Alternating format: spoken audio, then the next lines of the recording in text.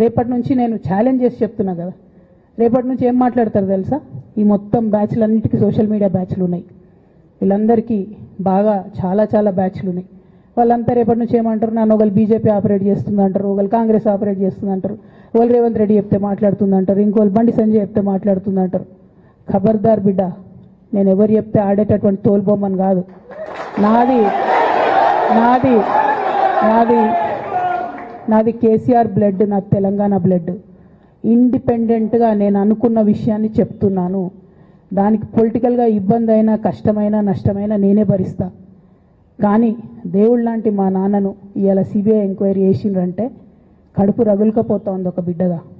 అందుకే చెప్తున్నా, ఇన్ని రోజులు చెప్పలే.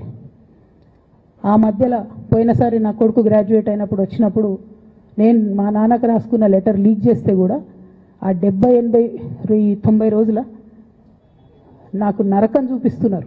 ప్రతిరోజు సోషల్ మీడియాలో ఇష్టం వచ్చినట్టు రాపిస్తున్నారు.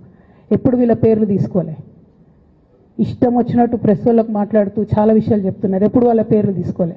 ఇలా తీసుకుంటున్నా, ఎందుకంటే విషయం నాది కాదు, ఇది తెలంగాణ పరువు ప్రతిష్టకు సంబంధించిన విషయం. ఇలా దేశంలో ఏ మూలకు పోయినా, ఎక్కడికి పోయినా కేసీఆర్ అంటే ఒక మహానాయకుడు, త్యాగం చేసిన నాయకుడు అని చెప్పి మాట్లాడతారు. రేపటి నుంచి ఏం మాట్లాడతారు? సిబిఐ ఎంక్వైరీ వస్తే ఏం మాట్లాడతారు? కేసీఆర్ అంటే సిబిఐ కేసు అంటారు. మా నాన్న పరువు పోతే నాకా బాధ? మీకా? మీకు పైసలు కావాలి కదా, మీకు పేరుతో ఏం పని?